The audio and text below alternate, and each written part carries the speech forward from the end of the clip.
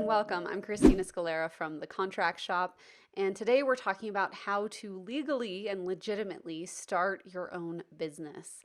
This is something that I have a lot of experience in, both good and bad.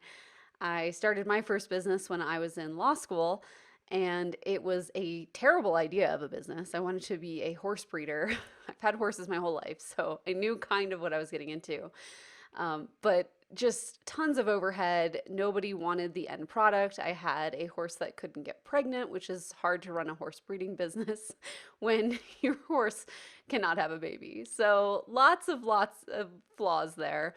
But it makes for a really funny story. And since then, I've gone on to try my hand at several different businesses before I found the contract shop 5 years ago.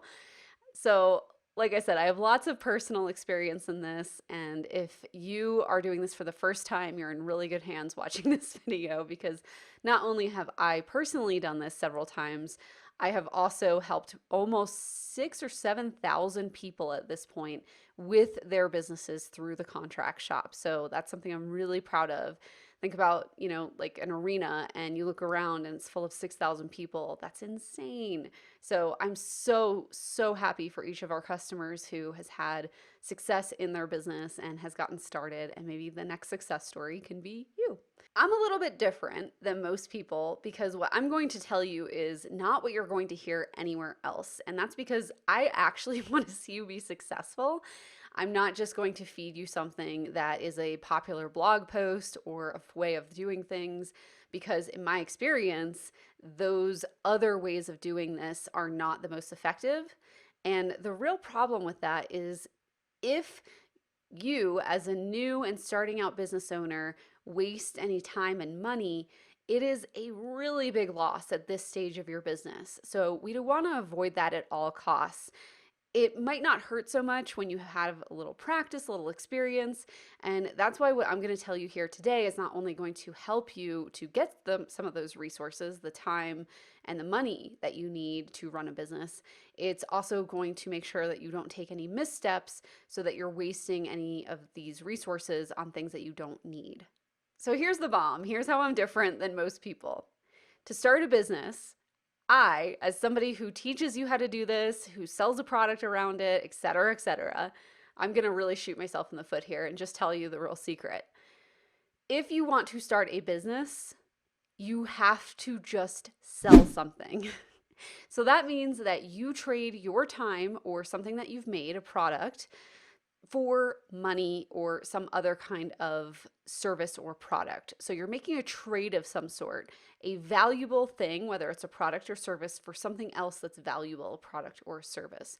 Typically, you trade your time for money. So a client is somebody who pays you to deliver some kind of service to them, whether that's graphic design or calligraphy or mowing their lawn or watching their pet. Any kind of service that's exchanged for money is creating a business. That's good news and bad news because it means you don't have to have any formal official certification or license or letter that you exist in order to start making money with your business. So those services are going to get you kicked off and started and put some money in your pocket faster than anything else. Creating a product will take a little bit more time, a little bit more market testing. So I suggest you start there with the services. Now, as soon as you do have a client who has paid you something for your services, that's where you will want to start looking at your liability and how you can reduce some of that liability. So my next step in creating a business is actually still not to get an LLC. In fact, I have a proven process for this, and I think it's like step 5 or 6, that's to finally get your LLC.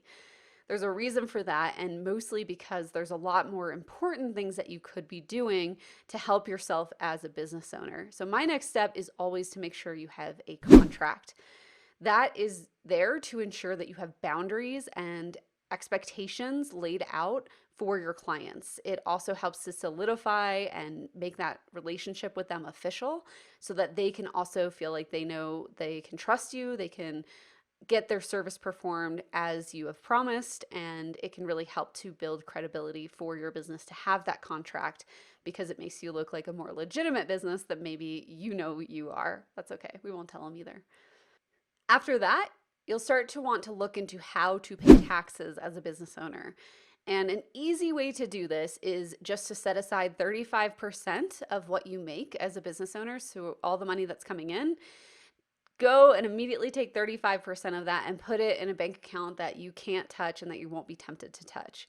Now, you probably won't have to pay that high of taxes, but just in case, it's better to have a little extra in there than not. And then the rest, the other 65%, is there for you to use to pay yourself or to reinvest in your business, or to do with as you would like to do in this circumstance as you are starting your business. So that's good news. If you're in the United States, an easy and free thing to do at this point is to get an EIN, aka an employer identification number. So this is a document that assigns basically what we call a social security number to your company, and you'll use it to file taxes and to start an LLC, to start financial accounts. If you are an international person watching this video, you'll want to check on your local requirements as far as taxes go and getting the tax requirements that you need taken care of at this stage in your business.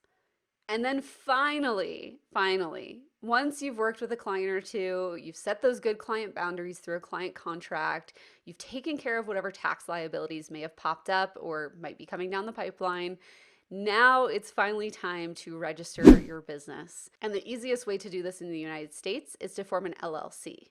An LLC is really cool for a lot of reasons, and I've linked some resources below this video to help you out to understand why you might want an LLC.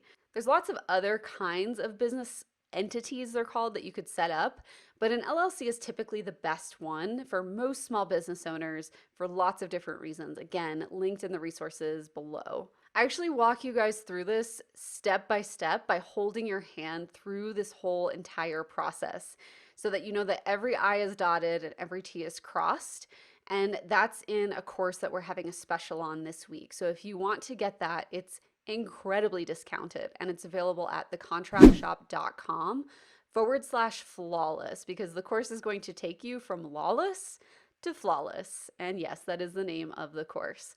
So if you want to have a step-by-step system that you can repeatedly come back to with any new business venture that you start, you can go and check out Lawless to Flawless. I'll have it linked below the video.